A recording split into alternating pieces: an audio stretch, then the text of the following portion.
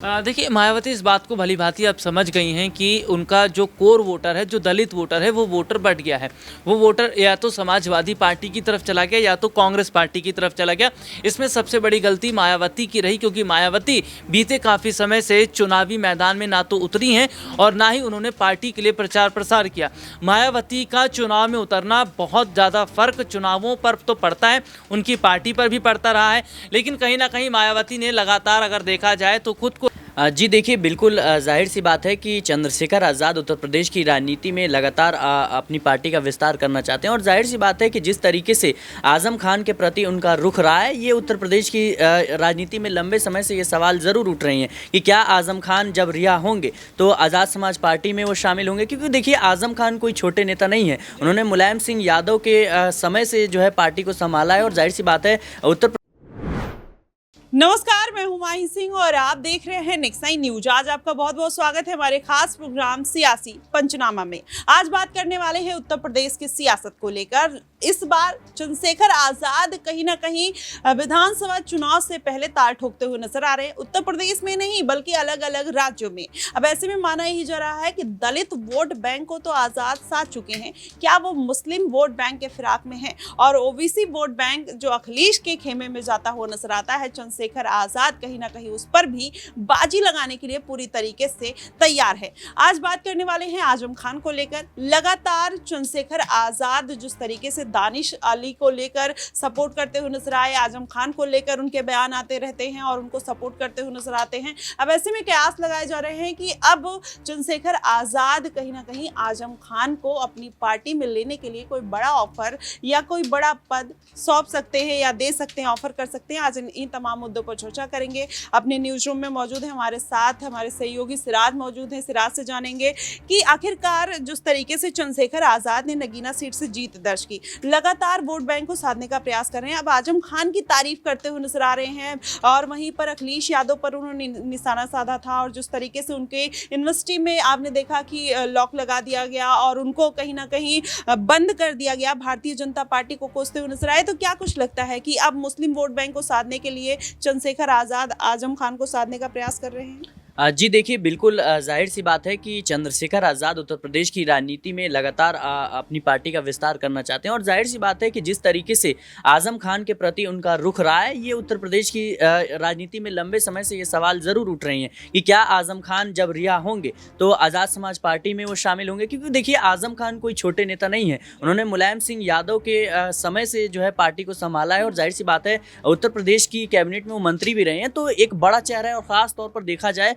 तो मुस्लिम नेताओं में एक बड़ा नाम है। और आजम खान पर जिस तरीके से तमाम आरोप लगे हैं और तमाम तरह के जो केस उन पर चल रहे हैं, जाहिर सी बात है वो भी सवालों के घेरे में है। और आजम खान को लेकर के जो चंद्रशेखर आज़ाद का बयान आता है कि कहीं ना कहीं उनके साथ न्याय नहीं हो रहा है, ये अपने आप में सोच विचार जो है करता है और जाहिर सी बात है कि कई सवाल भी खड़े कर रहा है, क्योंकि देखिए चंद्रशेखर आज़ाद लगातार दलितों और मुस्लिमों की राजनीति करते हुए नजर आ रहे हैं। और आपने देखा होगा कि लोकसभा चुनाव में नगीना लोकसभा सीट पर जिस तरीके से बीएसपी, भारतीय जनता पार्टी और समाजवादी पार्टी के कई बड़े दिग्गज नेता वहां पर चुनाव प्रचार के लिए गए, यहां तक कि ये वही नगीना सीट है जिसके लिए चंद्रशेखर आजाद को इंडिया गठबंधन से बाहर का रास्ता दिखाया गया था। अखिलेश यादव राजी नहीं हुए और इसके बावजूद चंद्रशेखर आज़ाद की 1 लाख से ज़्यादा वोटों के अंतर से जीत ये अपने आप में दर्शाता है कि चंद्रशेखर आज़ाद ज़मीनी तौर पर कितना एक्टिव थे, ज़मीनी तौर पर कितना उन्होंने काम किया था। और जाहिर सी बात है कि वो अब सिर्फ नगीना तक नहीं सिमटने वाले बल्कि उत्तर प्रदेश तक ही नहीं सीमित रहने वाले, वो तमाम राज्यों में जहाँ पर भी विधानसभा चुनाव है वहाँ पर अपनी पार्टी को जो है चुनाव लड़वाएंगे। और जाहिर सी बात है पार्टी का विस्तार करना चाहते हैं और चुनाव लड़ना एकमात्र लक्ष्य ये नहीं हो सकता कि आप सिर्फ चुनाव जीतने के लिए लड़ रहे हैं। ज़रूरी यह है कि आपके साथ जो दलित वोट बैंक है वो आपके साथ जुड़ता है या नहीं जुड़ता है। जिस कोशिश में आप उत्तर प्रदेश की सियासत में लगे हुए हैं, क्या और राज्यों में आपको उसका लाभ मिलता है या नहीं मिलता है। और जाहिर सी बात है कि देखिए आपकी अभी हम बात करें झारखंड में, बिहार में और यहाँ दिल्ली, महाराष्ट्र, हरियाणा तमाम राज्य हैं जहाँ पर विधानसभा के चुनाव होने हैं और चंद्रशेखर आज़ाद ने हरियाणा में भी गठबंधन किया है और उत्तर प्रदेश की राजनीति में तो लगातार विस्तार करना चाहते ही हैं और उपचुनाव में भी कहीं ना कहीं उनकी पार्टी चुनाव लड़ती हुई नजर आएगी। तो मुझे लगता है ये कोशिश जरूर है कि जिस तरीके से उन्होंने दलितों और मुस्लिमों के कह सकते हैं कि वोट बैंक के ऊपर जो कब्जा किया है और इंडिया गठबंधन को भी शिकस्त दी, मायावती को भी शिकस्त दी उस सीट पर जहां से मायावती ने अपने सियासी सफर की शुरुआत की थी। तो मुझे लगता है कि चंद्रशेखर आजाद अब पीछे मुड़कर नहीं देखने वाले और यही वो बड़ी वजह है कि लगातार अपने सहयोगियों को कहीं ना कहीं वो जुटाने में लगे हुए हैं। आपने देखा होगा पप्पू यादव के साथ लोकसभा चुनाव में बिहार में नजर आए थे। हिना साहब के समर्थन जो हिना साहब को वो समर्थन दे देते हैं तो शहाबुद्दीन जो कि एक बड़ा नाम है कह सकते हैं आप उनकी पत्नी हिना साहब को। और यहीं उत्तर प्रदेश की बात करें तो जिस तरीके से आजम खान के प्रति उनका रुख रहा है बीते कुछ दिनों से, ये अपने आप में जो है सवाल जरूर खड़े करता है। दानिश अली को भी कहीं ना कहीं साधने का प्रयास कर रहे हैं, तो क्या इसका यही मतलब है कि अब वो दलित वोट बैंक को तो साध चुके हैं, ओबीसी वोट बैंक जो अखिलेश यादव के पास है और दानिश अली को साध कर मुस्लिम वोट बैंक, तो क्या इसी तरीके की राजनीति करके वो मायावती को बड़ा टक्कर दे सकते हैं और उनकी परेशानी बढ़ा सकते हैं? जी बिल्कुल, देखिए दानिश अली जो है पहले से जो है बीएसपी के नेता थे और सांसद भी थे, लेकिन जिस तरीके से जो घटना हमें संसद में देखने को मिली और मायावती ने कुछ खास कदम नहीं उठाया, जाहिर सी बात है वो भी एक सवालों के घेरे में जरूर था। और उसके बाद से उत्तर प्रदेश की जो राजनीति थी उसमें कई घटनाक्रम हमें देखने को मिले और खास तौर पर जिस तरीके से दानिश अली जो है कहीं ना कहीं वो कांग्रेस में चले जाते हैं, तो जाहिर सी बात है कि अब चंद्रशेखर आजाद की ये नीति जरूर है कि जो नेता अपने आप को किसी पार्टी में जो है कह सकते हैं कि कंफर्टेबल नहीं फील कर रहे हैं और जाहिर सी बात है अगर उन पर थोड़ी सी भी संशय बन रही है तो उनको साधने का प्रयास जरूर करते हैं। आपने देखा होगा कि हिना साहब को लेकर के जब खबरें चल रही थी कि वो आरजेडी के खिलाफ चुनाव लड़ेंगी और वो निर्दलीय चुनाव लड़ती नजर आएंगी, तो तुरंत जो है कहीं ना कहीं कह सकते हैं चंद्रशेखर आजाद हिना साहब को समर्थन दे देते हैं। पप्पू यादव जब निर्दलीय चुनाव लड़ते हैं तो उनको समर्थन दे देते हैं, वहीं अवैसी से भी उनका गठबंधन रहता है। और आपने देखा होगा विवादित चेहरा जो कह सकते हैं कि जिस तरीके से उत्तर प्रदेश की सियासत में कई ऐसे चेहरे रहे हैं, स्वामी प्रसाद मौर्य की बात कर लें, उनको भी कहीं ना कहीं समर्थन देते हुए नजर आए, मंच साझा करते हुए नजर आए। तो चंद्रशेखर आजाद बखूबी इस बात को समझते हैं कि उनको अपनी पार्टी का विस्तार करने के लिए बड़े चेहरे की जरूरत है। चंद्रशेखर आजाद की आजाद समाज पार्टी ने भले ही उत्तर प्रदेश की राजनीति में नगीना लोकसभा सीट पर जीत हासिल की, लेकिन चंद्रशेखर के अलावा आजाद समाज पार्टी में अभी भी कई चेहरों की जरूरत है जिससे आने वाले भविष्य में आजाद समाज पार्टी का विस्तार हो सके और पार्टी और भी ज्यादा मजबूती के साथ आने वाले चुनाव में कहीं ना कहीं अपनी भूमिका अदा कर सकते। तो जाहिर सी बात है कि देखिए अभी बड़े चेहरों की जरूरत है और यही वो बड़ी वजह है कि चंद्रशेखर आजाद तमाम उन चेहरों पर दाव खेलते हुए नजर आ रहे हैं जो या तो सवालों के घेरे में हैं या फिर उनको लेकर के किसी भी तरीके से खबरें निकल रही हैं कि वो भारतीय जनता पार्टी से नाराज हैं या फिर वो समाजवादी पार्टी से नाराज है, बहुजन समाज पार्टी से नाराज है या किसी भी पार्टी का नेता हो, अगर उनको लेकर के खबरें निकलती हैं या चलती हैं तो जाहिर सी बात है उस पर चंद्रशेखर आजाद जरूर बोलते हुए नजर आते हैं। और कहीं ना कहीं ये एक कोशिश भी है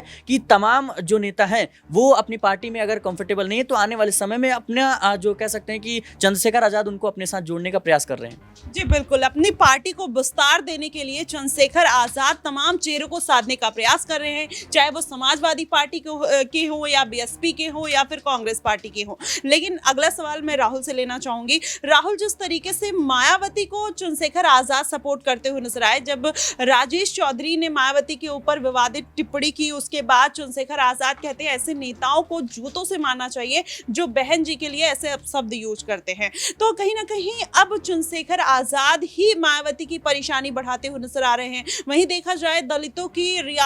जो विरासत है उनके सिद्धांत को बढ़ाने का प्रयास कर रहे हैं, काशीराम जी के सिद्धांतों को बढ़ाने का प्रयास कर रहे हैं, मायावती भी वही काम कर रही है। तो इन लोगों का देखा जाए तो गठबंधन क्यों नहीं हो रहा है, किस बड़ी वजह से? क्योंकि चंद्रशेखर आजाद हरियाणा में भी अपनी ताल ठोक चुके हैं, मायावती इतने सालों बाद हरियाणा में शिरकत कर रही हैं। तो क्या लगता है कि आने वाले दिनों में पूरा खेल बिगाड़ देंगे या फिर काशीराम जी की जो विरासत है अपने हाथों में लेते हुए नजर आएंगे? देखिए, मायावती इस बात को भली भांति अब समझ गई हैं कि उनका जो कोर वोटर है, जो दलित वोटर है, वो वोटर बढ़ गया है। वो वोटर या तो समाजवादी पार्टी की तरफ चला गया या तो कांग्रेस पार्टी की तरफ चला गया। इसमें सबसे बड़ी गलती मायावती की रही, क्योंकि मायावती बीते काफी समय से चुनावी मैदान में ना तो उतरी हैं और ना ही उन्होंने पार्टी के लिए प्रचार प्रसार किया। मायावती का चुनाव में उतरना बहुत ज़्यादा फर्क चुनावों पर तो पड़ता है, उनकी पार्टी पर भी पड़ता रहा है, लेकिन कहीं ना कहीं मायावती ने लगातार अगर देखा जाए तो खुद को राजनीति से दूर करती चली गई और चुनावी मैदान में भी वो बहुत कम नजर आई। इसकी वजह ये भी मानी जाती है कि मायावती जो है वो